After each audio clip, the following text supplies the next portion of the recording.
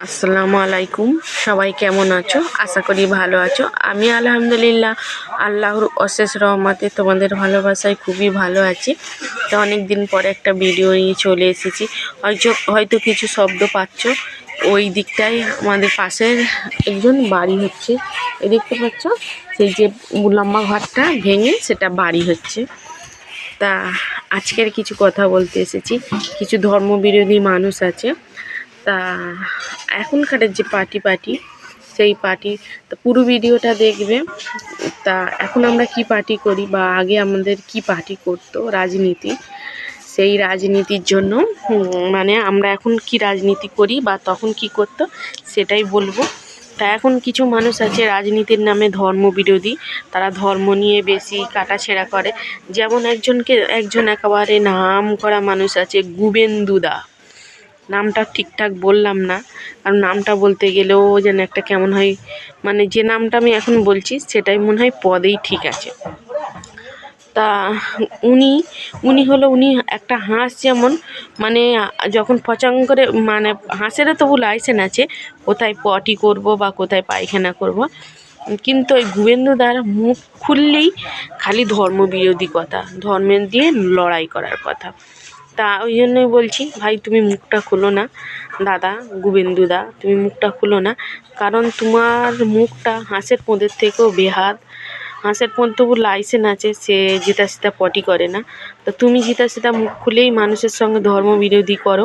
তখন অনেক রকম পার্টি ছিল, সিপিএম পার্টি, এই আরএসএফআই, মানে সব রকম পার্টি ছিল, ইসলাম লীগ ছিল, ও টিএমসি ছিল, কংগ্রেস ছিল। তারা কিন্তু তখনকার মানুষরা কিন্তু এরকম ধর্মবিরোধী ছিল না।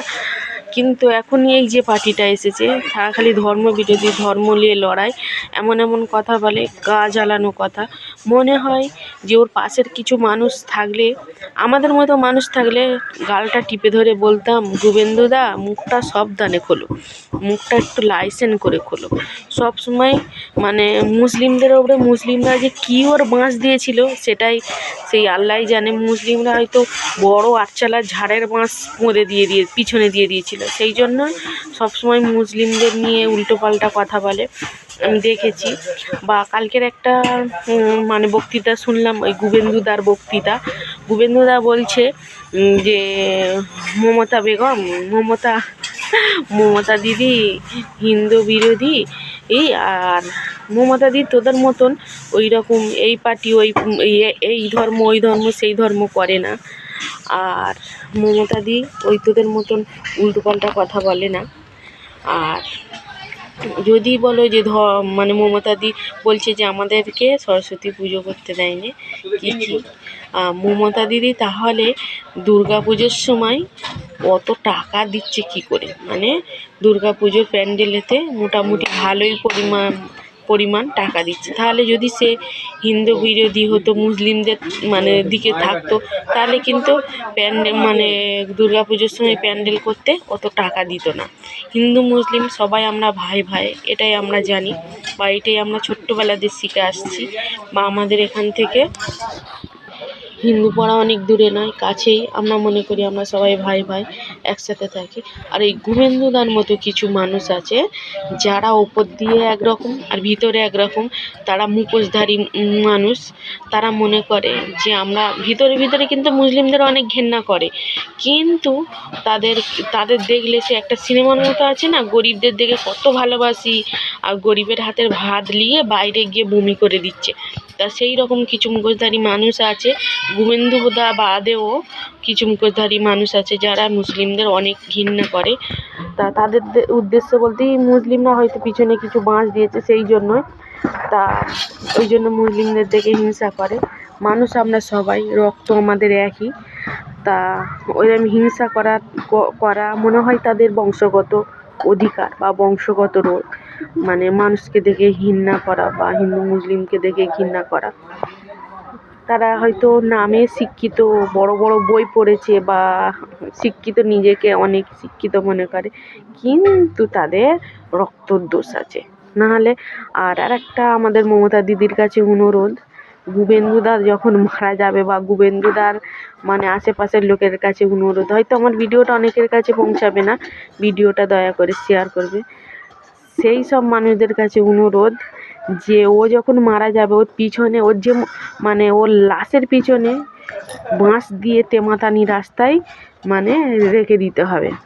মানে ও যেমনতবেলায় সবাইকে জ্বেলেছে, মরে ও সবাইকে জ্বালাবে, গন্ধর ধুমোকে কেউ টিকবে না।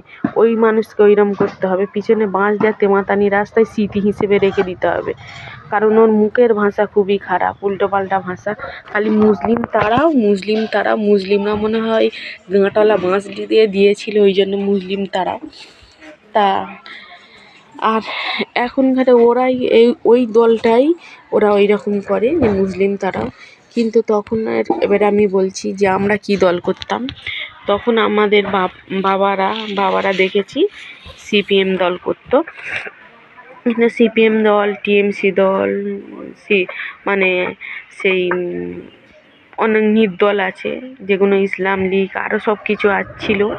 তারা কিন্তু সবাই একসঙ্গেই মানে ঘোরাফেরা করতো। তারা কি বলতো, অমুক তারাও দেশ বাঁচাও। সিপিএমরা বলতো কংগ্রেস তারাও দেশ বাঁচাও। সিপিএমরা বলতো আবার টিএমসি বাঁচাও, তারাও দেশ বাঁচাও। এরা ওই রকম বলতো সিপিএম তারাও দেশ বাঁচাও, লাল হাঁটাও, এইসব বলতো। আর এখনকারের বিজেপির স্লোগান হলো মুসলিম তারাও। এরা তাহলে কীরকম ধর্মবিরোধী অমানুষের বাচ্চারা বলো। এই কথাটা বলতে হয়তো আমার অনেকে বলবে যে এইভাবে কথা বলতেছে, অনেকে আমার কমেন্ট বক্সে গালি দিয়ে যাবে, বা কমেন্ট বক্সে না গালি দিয়ে গেলেও মনে মনে গালি দিয়ে যাবে। আমার কিছু যায় আসে না গালি দিলে। তো এদের স্লোগানটা এইরকম, মুসলিম তারাও দেশ বাঁচাও। তা মুসলিম কি তোর বাপের জায়গায় রয়েছে, না মুসলিম তোর ঘরে গিয়ে বাস করতেছে, এটাই বলি। তা আমার বাবা তখন সিপিএম করতো। তা এইসব ধর্মবিরোধী নয়, যতক্ষণ যে কদিন ভোট হবে সে কদিনই, তারপরে যে যার মতো ঠিক হয়ে যায়, যে গদিতে বসবে সেই রাজা হবে। তা এরম করে আমাদের জীবন গেছে। এখন কিন্তু আমরা টিএমসি করি। হাত পকারে বলছি টিএমসি কেন করি। আমরা ডায়মন্ড ব্লক, মানে আমাদের অভিষেক বন্দ্যোপাধ্যায়, আমাদের মমতা দিদির ভাইপো। হয়তো অনেকে বলে চোর চিটিংবাজ ছেঁচড়া মেজরা অনেক কিছু বলেই গাল দেয়। আমি মনে করি চোর হোক চিটিংবাজ হোক যাই হোক, বিশ্বাসটা আসল। মানে চোর হোক তাকে বিশ্বাস করা যায়। যাই করুক, আমাদের যে উন্নতিটা হয়েছে আমরা মনে করি এই উন্নতি হলে 2015 থেকে আছে, মানে আমরা আরও চাই। কারণ আমাদের এখানে অনেক উন্নতি হয়েছে, মানে প্রত্যেকটা গুলি রাস্তা হয়ে গেছে। চোর হোক তবু রাস্তা করেছে, সব কিছু করেছে। তখনকার মানুষরা খেয়েছে, কিছু কাজ করেনি, মানে চুরি করেছে, কোনো কাজ দেখায়নি। আর এরাও নাকি চুরি করে, এরা বলছে, মানে যারা বিপরীত দলেরা বলছে এরা চুরি করেছে। চুরি করুক, চিটিংবাজি করুক, যাই করুক, কিন্তু কাজ উন্নয়ন দেখতেছে। কারণ প্রত্যেক মানুষের ঘরে ঘরে কারেন্ট চলে গেছে, আর রাস্তা, পায়খানা, কল, সব কিছুই মানে অনেক উন্নতির নামই হলো টিএমসি। হয়তো বলবে যে আমি কোনো দলের হয়ে বলিনি, যেটা আমাদের এখানে উন্নয়ন হয়েছে সেই কথাটাই বলছি। আমরা চাই, বা আমরা এখনও চাইছি যে অভিষেক বন্দ্যোপাধ্যায় আমাদের এখানে অনেক উন্নতি করেছে, বা আগামী দিনেও উন্নতি করবে, বা আমরা ওনাকে জিতিয়ে তুলব। চেষ্টায় আছি যে জিতিয়ে ওনাকে আবারও আমরা এখানে রাখতে চাই। কারণ আমাদের সুযোগ সুবিধা আমরা অনেক পেয়েছি। আমরা তো নিয়মও খারাপ নয়, যার খাবো মানে নুন খাবো বলে, যার যে পাতে খাবো সেই পাত ধরে বাজাবো, সেই রকম নয়। সেই জন্যই আমরা চাই। তা সবাই ভালো থেকো, সুস্থ থেকো। আর আমাকে কিছু মনে করো না, যদি ভুল ত্রুটি হয়ে থাকে ক্ষমা করে দিও।